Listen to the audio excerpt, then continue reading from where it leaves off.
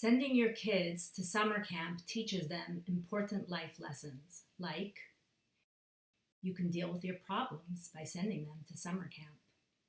Summer and camp are on all of our minds. Please God, may it be that camps open this summer. Let us say amen. We are not a body, we are a soul. Part of that body is our brain. We learn how to negotiate between the body and soul, science and the Torah. A body wants to relax, drink a martini, get out of this corona quarantine, and never speak of it again, except to wonder if you'll ever get to sleep in late again like you did when you had nowhere else to be at any specific time of the day. Your soul wants to grow through this process. My name is Dena Schusterman. I live in Atlanta, Georgia. I'm the founding director of the In-Town Jewish Preschool for the last 14 years. I have 8 children, ranging in ages from 23 to 8-year-old twins, and I have a grandson as well. I've been raising children since the 90s, which means I've raised my eldest children while the tail end of the boomers, my parents' generation, were raising their children. Those are my 2 millennials, and now I'm raising children together with the millennials. Somewhere in between, I'm also raising children with my own generation, which is Generation X. I agree that parenting should and could be intuitive. It is also an art whose main tools are faith and trust. So why not parent the way it has been done for generations? Frankly, we don't do anything the way it has been done for generations. And it's too easy, maybe even a cop-out. And the results are not usually great. Ears change and the air changes, like the 90s songs. Like the 90s song, you have to listen for the winds of change. When I say ears change, not the way our ears are physically formed, but the way children hear things that are said. Our children are profoundly more in touch with their feelings than we were. And this is not necessarily even something we taught them. It is a generational thing. It is picked up by osmosis, so there's really no escaping these emotionally intelligent humans that live in your house. Sometimes they understand your mood and express it better than you. Crazy, I know. We are so far removed socially and emotionally and environmentally from the way you and I were parented, which perhaps you want to say was good enough, or even perhaps you think your parents did a great job. And look at you, look at me. They did a great job. My parents never picked up a single parenting book. They did a great job. Yet, we live in a profoundly different world with the internet, social media, smartphones, and all of our technology. As they say, 90% of modern parenting is keeping your kid away from your smartphone.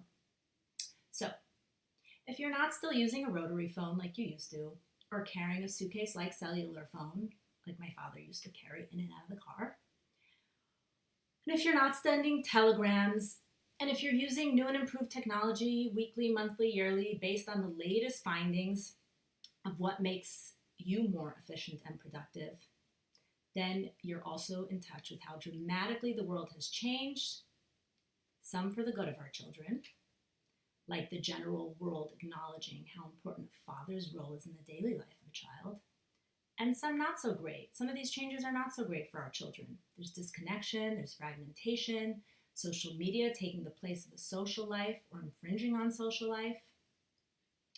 A lot has changed. It will be interesting to see how this quarantining has also affected our children, our families. Perhaps you can already tell. Perhaps you see the benefits, like cohesiveness, togetherness, getting to know each other more intimately. So many families are telling me that they never ate so many meals together. That's awesome. And then some of the negatives, the new technology addictions, new other addictions, depression, missing key socialization skills. Think of the little kids that are home alone, maybe with no siblings. We're all becoming sloth-like. So you got to acknowledge the change. With that change comes some changes in our parenting. The Lubavitcher Rebbe said that you have to live with the times, and he was referring to the Parsha of the week. So we live with the Parsha of the week. I also think living with the times means being in touch with what is going on in the world around us. And in the last 20 years, as technology and social interactions have dramatically changed, so has our understanding of the brain. So why not use this knowledge in making this parenting journey the most smooth it can be? I think our kids are going to be fine no matter if we're invested in them. They're going to be fine. But personally, I want to have a loving relationship. I don't want a smooth relationship. I don't like the tension. Remember, I've got all those teenagers. So with neuroscience, and I'm by no means an expert, I just have a lot of reading under my belt, a lot of experience, and a lot of professional development. So with neuroscience, the study of how the brain and the nervous system works, we have gleaned a lot about our interactions, and I think it's really helpful in communicating with children. Ironically, everything the brain tells us about how our parent-child interactions, aka parenting, affects the brain of our children is not new. It's just a new way to look at it. I find a lot of correlations between Torah's teachings and new brain research. It's fascinating. It's so fascinating that Jewish thought that I have heard for years, this is ancient thought that came way before I heard it. It takes on a new meaning when I understand the scientific data behind it. So as an example, in Parshat Bamidbar, the entire Jewish camp, we hear about how the entire Jewish camp waited for Miriam in the desert when she was struck with leprosy. And it says that God bequeathed her this kindness of waiting for her. So the question's asked, should they have not waited for her? Should they have left her to die from the hunger, the thirst, the snakes, the scorpions, while the rest of the Jews traveled? Was she expected to catch up? So what is this new thing the Torah is telling us? What's this kindness that they waited for? Didn't they wait for everybody? So what this is telling us is that they did actually, when Jews were quarantined during this entire time in the desert, they did wait for everybody. But if you had 7 days of quarantine and they stopped for 3, so you got to count 3 days, and then they traveled for a month, and you had to start counting your 4th day. So it was very sporadic, the counting. You couldn't do your 7 quarantine days all at once. But for Miriam, they waited the entire time that she needed to be in quarantine. They encamped, so she could do the whole block at one time. The reason Hashem conferred this gesture of extra kindness and comfort upon her, the commentaries say, is that she waited for infant Moses at the reeds. She waited for Moshe, so this was a payback. So who cares? What did Moshe gain from her standing in the reeds waiting? It surely is a nice gesture and defines a high moral character of Miriam. And perhaps that's what you think. That's what I always thought. It's nice. That's really, really kind. But when you understand how the brain works and how an infant develops based on neuroscience, Miriam's waiting takes on a whole new meaning. Her waiting, her presence, helps soften the trauma for the infant brother all alone in the Nile, on the side of the Nile. Until she waited there until another human came to give him nurture and love. She waited until Batya came. So if I wanted to show someone the importance of the infant experience, how impressionable those early years are, if I wanted to explain mirror neurons through the Torah's perspective, I would use this example. Mirror neurons tells us that the infant is not doing the action, but the brain lights up as if it is doing it when someone does that action for them. The mirror neurons are the neural basis for our ability to understand others' actions and then do them. Think about empathy. Miriam standing there showed Moshe what empathy and compassion look like. So this deeper scientific understanding takes it from being, oh, that's so nice that Miriam did this, how kind, to that is so important. No wonder God conferred on her the kindness of waiting for her. Her act benefited all of the Jewish people, mirroring for Moses the empathy and care he would then show to the Jewish people. So today we're here for just a short class on how Torah informs brain research, or how brain research informs Torah, goes back and forth. The Torah is, everlasting, and science will always change, but I think this is pretty tight. So I'm just going to go into a few basics. This is by no means a comprehensive class. There's so much more to discuss, but I hope I can give you just a taste. And much of my learning comes from Conscious Discipline by Dr. Becky Bailey and Tanya. So as I was navigating parenting through these years, I was always looking for the right things to say in the moment. It was like gimmicky. But now, after this kind of knowledge, I know the right way to think. Keep in mind that appropriate and mindful parenting, what I'm calling parenting, parent-child interactions, done right or mostly right, 80% of the time is really all we can humanly hope for. Children are resilient. Their brains are rewiring constantly. Something called neuroplasticity is the brain's ability to reorganize itself by forming new neural connections throughout life. So as we learned in the message of this week, Pesach Sheni, the second Passover, Nishta Kain Farfallen, nothing is lost. You're never a failure. So should I say that again? You're never a failure. If there is love and connection, no matter how your child turns out, you did not fail. I'm getting ahead of myself here, but positive intent, in the Torah's words, judge every person favorably, including yourself, and is also very integral to wiring the brain, goes a very long way in getting the results you want. So if you are depressed, angry, or feel defeated as it relates to your parenting, you are actually hurting the situation. Positive thoughts and feelings do a tremendous amount, both emotionally, psychologically, and mechanically, towards getting the outcomes we want. And remember this too. Remember this. If you do everything in your human ability to raise a child with your values, and they turn out different than you imagined, do two things. First of all, look at your child's inner values. Perhaps it's only in the externalities that your child is unlike you. Say perhaps they vote differently than you. Oh, my child is not like me. Or they practice their Judaism differently than you. The values might still be there, just dig deeper. Look inside your child a little bit deeper.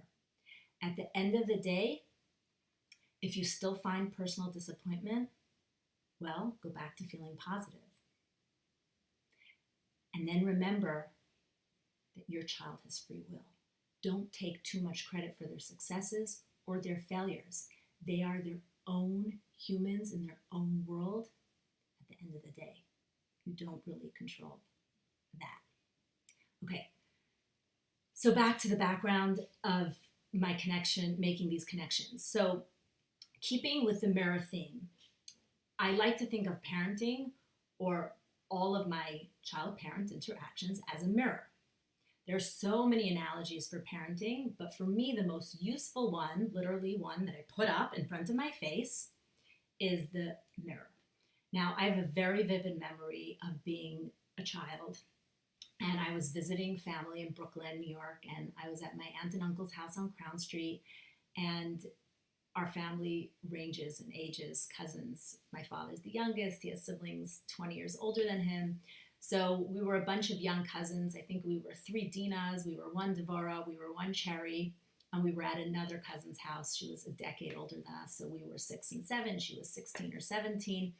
And we all sat, I don't know how she was entertaining us back then, but we all sat in the mirror. I'll never forget this. And she said, okay, we're a family. And she said, we're the clown family. And we all made a clown face. And then she said, we're the rabbit family. And we made a rabbit face. We're the chubby family. And we made chubby wubby faces. And we were the laughing family and the sad family. And we had so much fun. But what I remember was not looking at my own face, but looking at their faces and seeing the faces they were making. And I was surely following along. So remember, you are the mirror for your child. Now think about it. There are times in your life where you look at the mirror constantly. Maybe in your dreamy adolescence, you talk to yourself, you make up songs in the mirror, or maybe it's your insecure teens. As you get older, maybe you only glance in the mirror every so often. Later in life, maybe once a day. That glance is at you, the parent. And maybe as you get even older, you again start looking in the mirror more often, wistfully hoping your parent's reflection is still there. So in this mirror, you are reflecting back at your child. What are you reflecting to your child? You're reflecting composure, resilience, assertiveness, emotional responsiveness. So often we look at a child and we say, you look at me, you calm down right now. And there's nothing about us that is mirroring calm. Or we say to a child, no yelling, as we yell across the house. Or don't ever speak to me like that, as spittle is coming out of your mouth, right? So what kind of emotional responsiveness are you mirroring? Are you mirroring respect? Are you mirroring dignity? You are the mirror for their inner self. Proverbs says, the Mishlei says, K'mayim panim al panim kein lev ha'adam al adam. Like water that reflects face to face, so is the heart of one person to another. Biologically, your child's existence begins with looking at your face. From infanthood until late into toddlerhood, your child only exists by seeing you. And I say seeing you, I mean you, your spouse, a caretaker, somebody who loves them. And this is why children sit in the pool, or children jump off of the couch in the den and they say, Mommy, watch me, 500 times. It's not to annoy you. It's because they only jumped if you watch them. That is what's going on for them. Crazy, right? So their existence begins with looking at your face, and then it's just a matter of a glance back in that direction. As they separate from you, the mirror is not a matter of who they are, but what they see when they are trying to access how to react in various situations. Again, so do you reflect calm, composure, assertiveness, love, nurture, empathy? Which, by the way, all produces connection. Or are they seeing anxiety, judgment, anger, impatience, aggressiveness, which so happens to produce disconnection? So a word on connection and disconnection. According to science, connections made outside of the brain connect neurons inside of the brain. The more connections that are made, the smarter you become. This is material connections, okay? So if you can connect ideas or things, and this I tell preschool parents, right? If children can connect beads that they found in the house to beads that they see at school, they make a connection. If children can connect sorting, counting, rocks, right? So we try to give the children natural materials. If you give them plastic things that they'll never see again, they're not going to make a connection between sorting plastic bears the same way they're going to make a connection between sorting rocks that they then see at the park and they then see in their backyard. So connections outside the brain make connections inside the brain. The same thing with emotional connections. Feeling close, loved, heard, seen is the connections outside the brain that connect inside the brain. So every time you are connecting, you are getting smarter, emotionally smarter and academically smarter. According to Torah, connection is life. It says, Vatem hadvekim ba'Hashem Elokechem chayim kolchem hayom. You who cleave to God, connected, attached, are all alive today. Connection is life. Also, connection with another is the basis for willingness. What do we all want from our children? We want willingness. We want them to be willing to listen to their alarm clock and get out of bed, willing to brush their teeth, willing to clean up their room, willing to study. The list goes on and on and on. We are looking for willingness from our children. Willingness is the opposite of eyeball roll, grumpiness, don't tell me, I don't have to. That's the opposite. Simply put, We do things for people that we feel connected to. The Tanya speaks about willingness. The Alter Rebbe, in his magnum opus on Chabad philosophy, called the Tanya, was written in the late 1700s. And the Alter Rebbe says that willingness to do a mitzvah comes from love and fear, which is a lower level. It comes from love of God. The neuroscientists, they figured this out as well. Willingness is the most important factor in a relationship. Where does willingness come from? Connection. And as Alter Rebbe explains it, and science explains this too, willingness comes from connection. Hashem, God, seeks connection with us through his Torah and his mitzvos. We are connected to our children through our positive interactions with them, through our love, our empathy, and our care. And yes, through, in case you're thinking this is all airy-fairy, oh, love, connection, yay, what about discipline? Through our assertiveness. Because you cannot connect to an amorphous blob. You have to connect to conviction. But that conviction is conviction with love, the same way Hashem treats us. Really, I could just stop here. I could say to you, figure out how to connect to your child, and they'll be willing to do everything you say. But I'll continue because I have more time. So, connection. Now, what gets in the way of this connection? What happens? Why aren't we successful at this connection? Because powerful emotions get in the way of this. So now, powerful inner emotions. Now, I'm going to continue a little here. The most powerful connection between Torah and neuroscience is the power of free will, Bechira Chavshis. Science recognizes that you cannot change anyone, you can only change yourself. You can connect and you can guide instead of force and coerce. Profoundly, you do this through changing yourself. It is a cornerstone of Jewish thought that each person has free will to make all moral and ethical decisions. So do our children. God does not force or coerce us. He guides us through the Torah and he seeks connection with us through the Torah and mitzvos. We ought to do the same for our children. So I want to give you an example of what this looks like. As a mother, I can say, how do I get Sam to clean up his room? When you say that to yourself, your brain, this is the science part, your brain automatically starts circuiting in ways that are manipulative and coercive. That's how you're going to interact with your child. As opposed to when you say to yourself, how can I help Sam keep his room clean? Your brain starts searching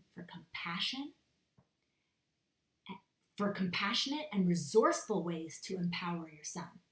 So now think about it. Think about how it feels to be on the receiving end of, how do I get him to, or how do I help him to? Can you hear the difference? Same outcome, without the anxiety, without the stress. That's where you get to. Another word on the brain, since we're discussing the powerful connections between what science and Torah tells us about our parent-child interactions. The basic tenet of Tanya, which I mentioned above, is moach shalet al halev, that the mind rules the heart. Although very popular today, the heart wants what the heart wants is actually a recipe for emotional mayhem. To be clear, the heart, the love and connection is at the heart of it all. But our goal to get to the heart, to the emotions, the love, the tender care, according to both Torah and science, the best way to get there to the heart is through the brain. Let me explain. So some of this might be basic, but I will go through the 3 brain state models that are the framework for understanding this internal brain-body states that most of us likely produce. Let me say this again. So I'm going to go quickly through 3 brain state models. This is the framework for us to understand the internal brain-body states that are most likely to produce certain behaviors in children and in ourselves. So I'm going to quote Conscious Discipline here. With the brain state awareness, we learn to consciously manage our own thoughts. So if we understand what the brain does and how it reacts, we can have moach shalat al halev. We can have the brain controlling our thoughts and emotions. Okay, let me say this again because I don't know if I was clear. With the brain state awareness that I'm going to give you, we learn to consciously manage our own thoughts and emotions. So, now this is key, we can help children do the same. So, with our bechira chafshis, with our free will, we get to the moach shalat al halev, we get to the brain controlling the heart, and we help our children do the same. I will say this again. Maybe this is the 3rd or 4th time, but it just tells you how difficult this, or how this can be. Maybe it's basic, maybe it's not. With this awareness of understanding the brain states, we learn to consciously manage our own thoughts and emotions so we can help children do the same. The goal of this model is not to turn into neuroscientists, but to provide a simplified brain model as a means for increasing our self-awareness, me, myself, so we can respond consciously to the needs of the moment. So, 3 states of the brain. There's the survival state. This resides at the lowest part of your brain, the brain that you share most with an animal. And that's in your brain stem. That's the most undeveloped part of your brain. You have it right from infancy. The survival state represents the primal brain, and this is the question it asks: am I safe? The only way to soothe the survival state is through the creation of safety. When a child falls down, you're safe. I love you, mommy's here. You're safe, you're safe. That's it. That's all they need to hear. Emotional state. This resides in the middle brain, and this is your limbic system. This brain state represents mid-level functionality and asks the question, am I loved? So again, we're beyond most animals even. The only way to soothe an upset emotional state is through connection. So the child is hysterical. They're either in the survival state, fight or flight. Am I safe? Am I safe? Get me out of here. You're safe. I'm holding you. I love you. You're safe. You're safe. Teenager, this is hard for you. I hear you. This is hard for you. AKA, you're safe. I'm here with you. Emotional state, am I loved? How are you reacting to me? You don't care about me. I hear you. I know this is so hard for you.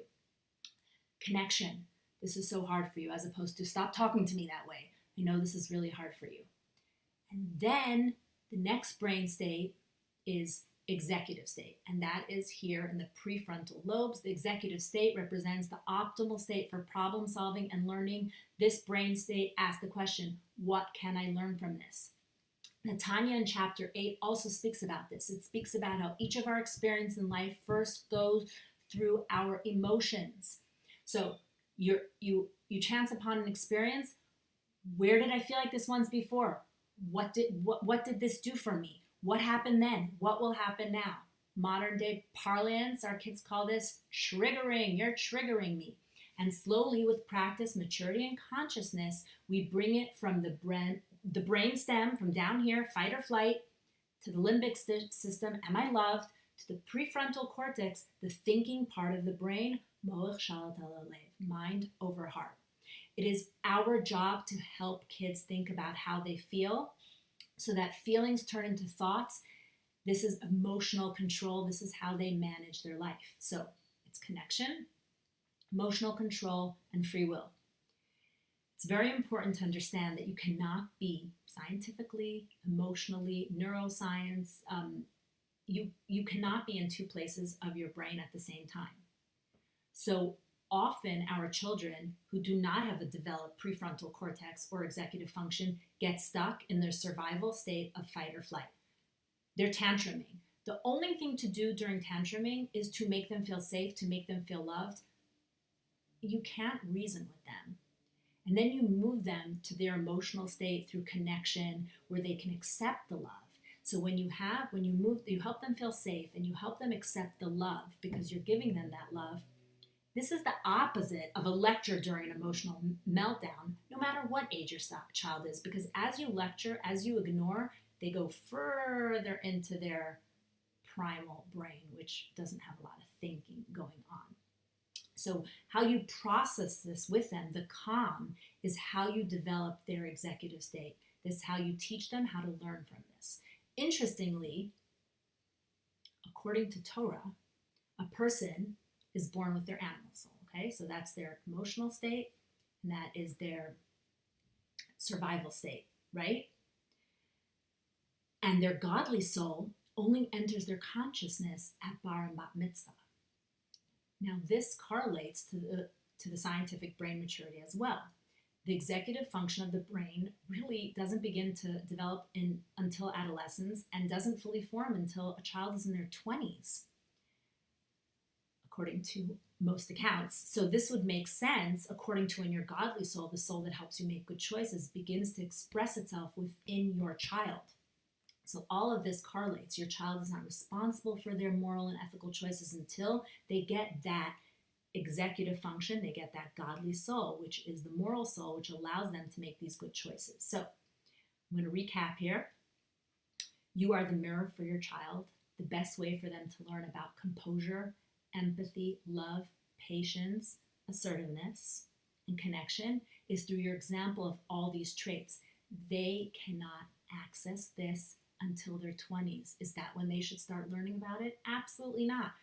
Be that for them right now, in their toddler years, their adolescent years, their teen years. They cannot physically access these wonderful traits for many years. You are their calm. They get it only if you give it to them. Remember the mirror neurons. When they see you do it, even if they can't do it yet, it's like they're doing it. Eventually, they reflect it back to you and to the world. My grandson is 3 months old. When we grab the toy in his head, he's grabbing the toy. And in a few weeks, we're going to watch him grab it himself. Free will. You have free will to change yourself. Imena nili mili. If I'm not for myself, who will be?